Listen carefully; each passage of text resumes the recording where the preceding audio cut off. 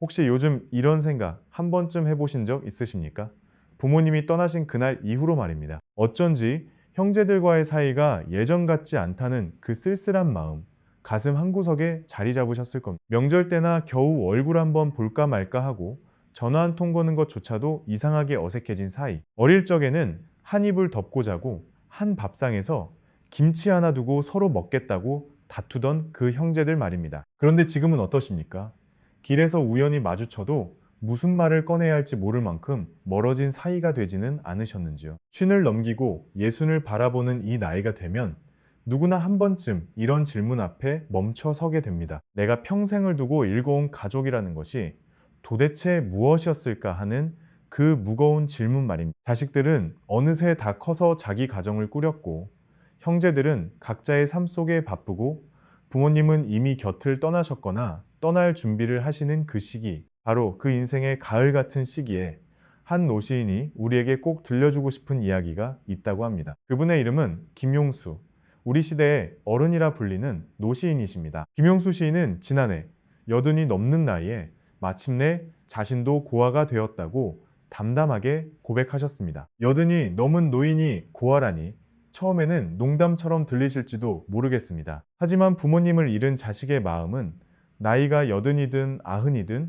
똑같이 외롭고 슬프다는 뜻이 담겨 있는 말입니다. 한자로는 외로울 고자에 슬플 애자를 써서 고아라 하는데, 아버지가 돌아가시면 외로울 고자를 쓰고 어머니가 돌아가시면 슬플 애자를 씁니다. 그 두 글자가 하나로 합쳐져서 부모를 모두 떠나보낸 자식의 시린 마음이 되는 것이죠. 그런데 시인은 고아라는 이름을 얻고 나서야 비로소 깨닫게 된 것이 하나 있다고 말합니다. 그것은 다름 아닌 형제들과 이어져 있던 그 끈이 하나둘씩 풀어져 나가더라는 사실이었습니다. 부모님이 계실 때는 아버지 생신날이면 모이고 어머니 제삿날이면 모이고 그렇게 자연스럽게 얼굴을 보던 형제들이었습니다. 그런데 두 분이 모두 떠나신 뒤에는 만날 이유도 사라지고 전화할 핑계도 사라지더라는 것입니다. 공통의 화제가 없어지니 서로의 안부 묻는 것조차 어색해지고 결국 산소에서나 겨우 얼굴을 보게 된다고 합니다. 김용수 시인은 이 가슴 시린 현실을 옛 어른들의 말씀 한마디로 풀어내셨는데,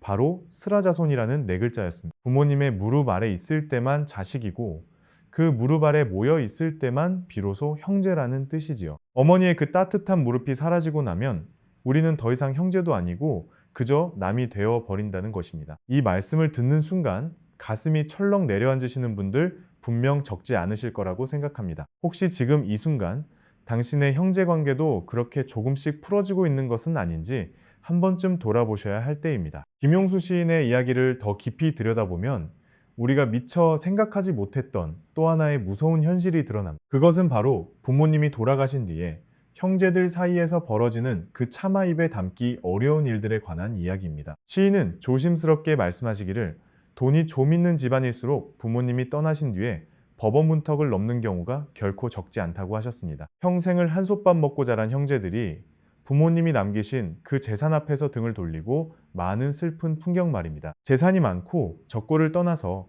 일단 분쟁이 시작되면 그동안 쌓아온 정도 함께 무너져 내리고 만다고 합니다. 부모의 사랑이나 마음 같은 것은 어느새 까맣게 잊혀지고 오로지 남겨진 그 돈만을 두고 다투게 되는 것이지요. 시인의 이 말씀이 어떤 분에게는 남의 이야기처럼 들리실지 모르겠지만 또 어떤 분에게는 바로 내 이야기처럼 들리실 겁니다. 실제로 우리 주변을 둘러보면 부모님 장례식이 끝나기가 무섭게 형제들끼리 변호사를 찾아간 집안이 한둘이 아닙니다. 어머니가 아끼시던 그 작은 텃밭 하나, 아버지께서 평생 모으셨던 그 통장 하나가 형제 사이를 갈라놓는 일이 비일비재합니다. 그래서 김용수 시인은 이렇게 결론을 내리셨습니다.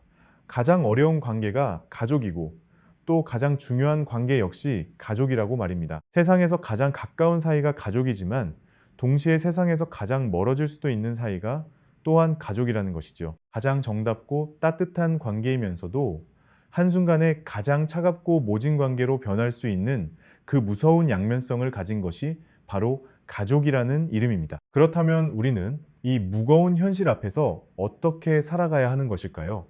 시인의 답은 의외로 단순했습니다. 부모님이 떠나시고 나면 이제는 자기 가족과 자기 자식들을 위해 열심히 살아가라고 하셨습니다. 형제들에 대해서는 그저 잘 살기를 기원해주고 서로 시시비비를 따지지 말고 그렇게 살아가는 것이 좋다고 말씀하셨습니다. 부모님이라는 그 큰 나무 아래 모여 있던 형제라는 가지들이 이제는 각자 자기만의 나무가 되어 살아가야 하는 시기가 온 것입니다. 그런데 여기서 또 하나 가슴 아픈 이야기가 나옵니다. 바로 말 한마디에 상처받고 등을 돌리는 형제들의 모습입니다. 돈 때문이 아니라 그저 사소한 말 한마디 때문에 평생 쌓아온 우애가 한순간에 무너져 내리는 경우도 정말 많다고 합니다. 명절상에서 무심코 던진 그 한마디, 부모님 병간호 중에 서운하게 들렸던 그 표정 하나가 평생의 상처가 되기도 합니다. 그럴 때 김용수 시인이 우리에게 건네는 처방은 바로 세월이라는 약입니다. 세월에 맡기고 기다리라는 것이지요. 서로가 용서가 될 때까지, 그 마음이 자연스럽게 풀어질 때까지 기다리는 시간이 반드시 필요하다고 하셨습니다. 용서라는 것은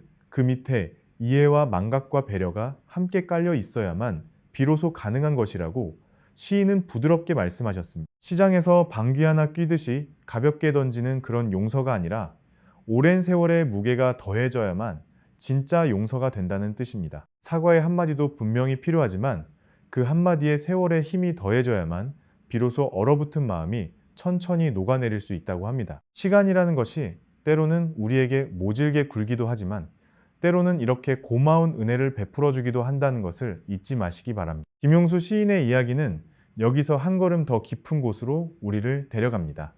바로 가족이라는 단어 자체에 대한 근본적인 물음입니다. 시인은 가족이라는 말이 사실은 굉장히 위험한 단어라고 조심스럽게 운을 떼셨습니다. 그 말을 듣는 순간 마음이 살짝 흔들리실 겁니다. 가죽 같은 가족이라고 표현하고 싶다고 하셨는데, 가죽이라는 것이 얼마나 질기고 또 얼마나 흉이 많은 물건입니까? 질기게 이어진 그 인연 속에 수많은 흉과 상처가 함께 새겨져 있는 것이 바로 가족이라는 이름의 진짜 모습이라는 뜻입니다. 그런데 시인이 더 걱정스럽게 말씀하신 것은 우리 한국 사회의 가족이라는 것이 지금 이 시대에 너무 빠르게 해체되고 있다는 사실입니다. 혼자 사는 가구가 무려 1000만에 이르렀다고 하니 가족이라는 단어가 과연 지금도 살아있는 말인지 다시 한번 생각해 볼 일입니다. 젊은 사람들은 결혼을 하지 않으려 하고, 결혼을 해도 아이를 낳지 않으려 하고, 그저 혼자 밥을 먹고 혼자 술을 마시는 세상이 되어버렸습니다. 우리가 어릴 적에 배웠던 가르침 중에 가족은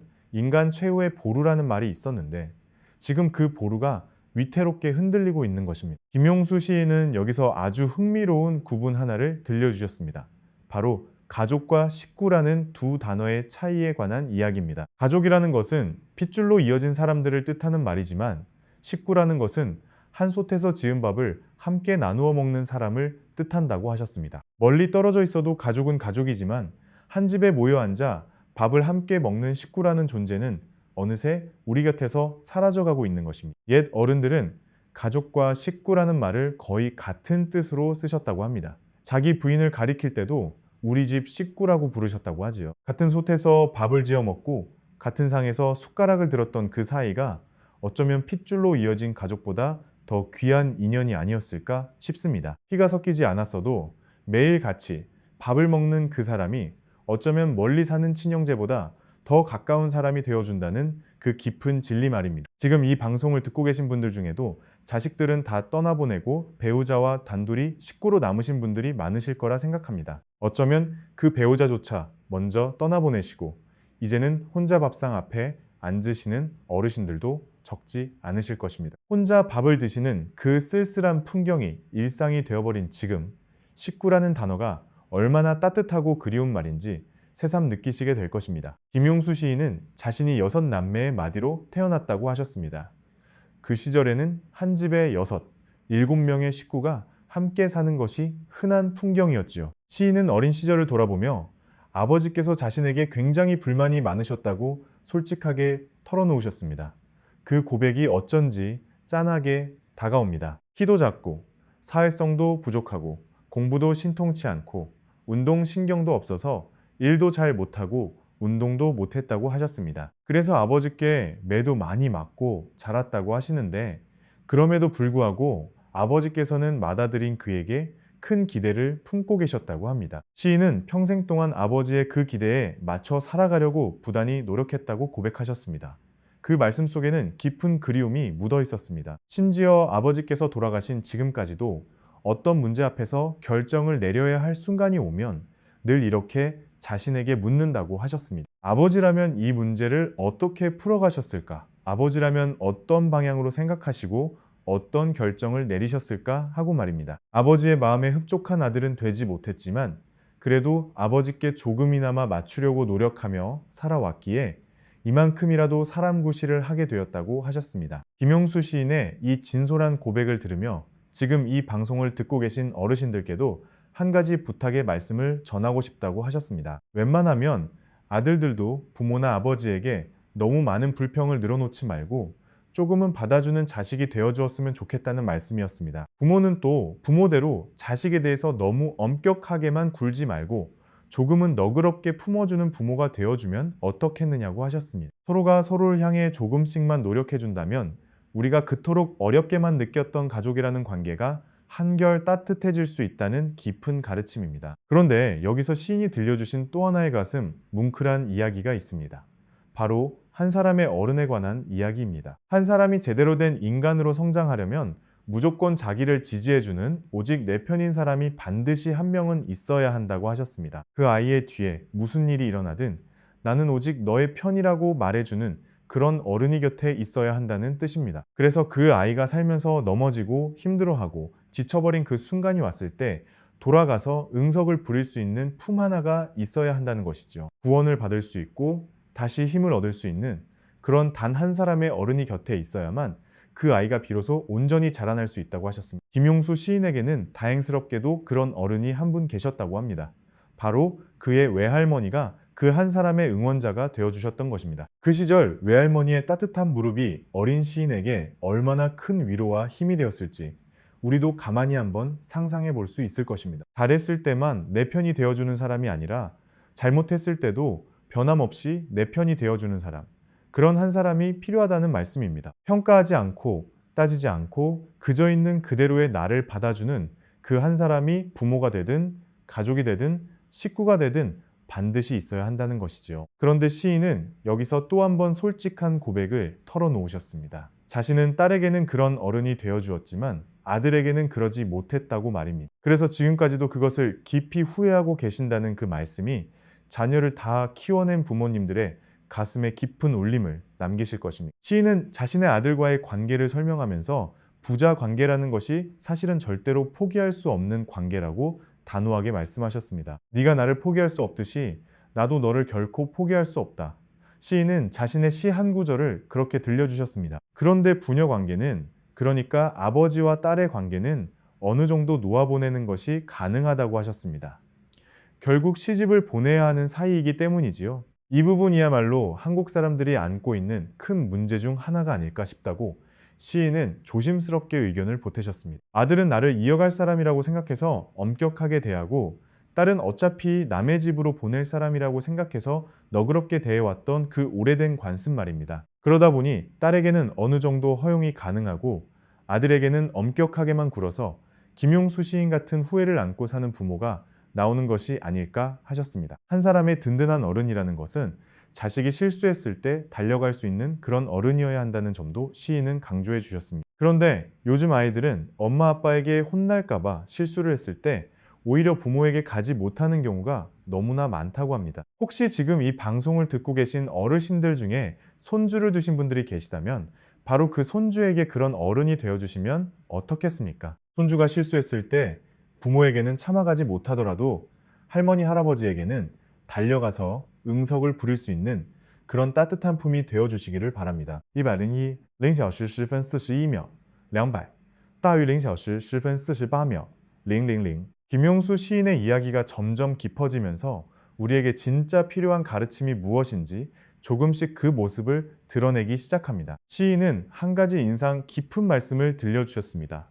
아이들은 하라는 대로는 하지 않고 어른들이 하는 대로 따라서 한다는 그 깊은 이치 말입니다. 부모가 욕설을 입에 담지 않고 고운 말씨를 쓰며 살아가면 자식들은 가르치지 않아도 자연스럽게 고운 말을 쓰는 사람으로 자라난다는 뜻입니다. 한 사람의 언어는 결국 그 가족의 언어이고 그 가족의 언어는 곧 그 집안의 분위기 전체를 고스란히 보여주는 거울인 셈이지요. 그래서 시인은 후회 가득한 목소리로 만약 다시 젊은 아빠로 돌아갈 수만 있다면 아이들의 말을 더 많이 들어주고 싶다고 고백하셨습니다. 자신은 평생 아이들에게 말을 너무 많이 했고 정작 아이들의 말을 귀 기울여 들어줄 시간은 갖지 못했다고 솔직하게 털어놓으셨습니다. 책을 봐야 했고 일을 해야 했고 글을 써야 했기에 아이의 작은 목소리에 귀 기울일 여유가 없었다는 그 후회가 시인의 목소리에 묻어났습니다. 오늘 이 방송을 듣고 계신 어르신들께서도 한 번쯤 가슴에 손을 얹고 생각해 보셨으면 좋겠습니다. 나는 과연 자식의 말에 귀를 기울여 왔는가 하고 말입니다. 이제는 자식들도 다 커서 각자의 가정을 꾸리고 손주들까지 두고 있는 그 시기입니다.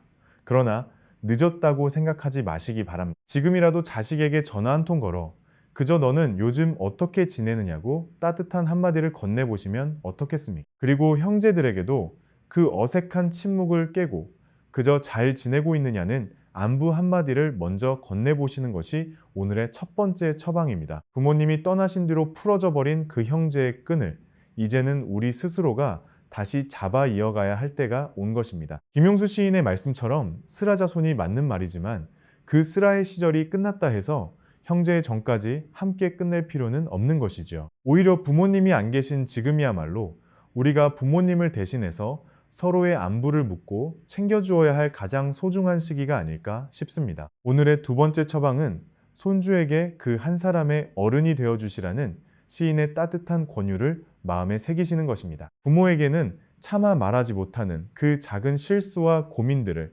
할머니, 할아버지에게는 마음 놓고 털어놓을 수 있도록 그 품을 활짝 열어주시기 바랍니다. 세 번째 처방은 말의 온도입니다. 우리가 평소에 어떤 말을 쓰며 살아가느냐가 결국 우리 가족 전체의 온도를 결정한다는 것을 잊지 마시기 바랍니다. 오늘 하루만이라도 자식에게, 손주에게, 그리고 평생 함께 해온 그 배우자에게 따뜻한 말 한마디를 건네보시면 어떻겠습니까? 사랑한다는 그 짧은 한마디가 입에서 잘 나오지 않으시거든.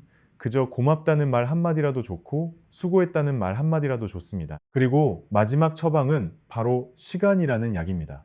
형제 사이에 맺힌 응어리가 있다면 너무 조급해하지 마시고 세월에 맡기시기 바랍니다. 용서라는 것은 시장에서 물건을 사고 팔듯이 단숨에 이루어지는 것이 아니라 오랜 세월의 무게가 더해져야만 비로소 가능해지는 깊은 일입니다. 가족이라는 이름이 가장 어려운 관계이면서 동시에 가장 중요한 관계라는 김용수 시인의 그 말씀을 오늘 우리 가슴 깊이 새겨봅시다. 변하지 않는 마음으로 살아가고 싶다는 시인의 그 다짐이 오늘 이 방송을 듣고 계신 모든 어르신들의 마음에도 잔잔하게 스며들기를 바랍니다. 내 아이가 쓰는 말이 곧 내 가족의 언어라면 내 말부터 먼저 조심해야겠다는 그 작은 다짐 하나로 오늘 하루를 시작해 보시면 어떻겠습니까? 오늘 이 시간이 여러분의 가족이라는 그 따뜻한 보루를 다시 한번 단단하게 세우는 소중한 계기가 되기를 진심으로 바라며 다음 시간에 다시 찾아뵙겠습니다. 오늘 이 시간이 여러분의 가족이라는 그 따뜻한 보루를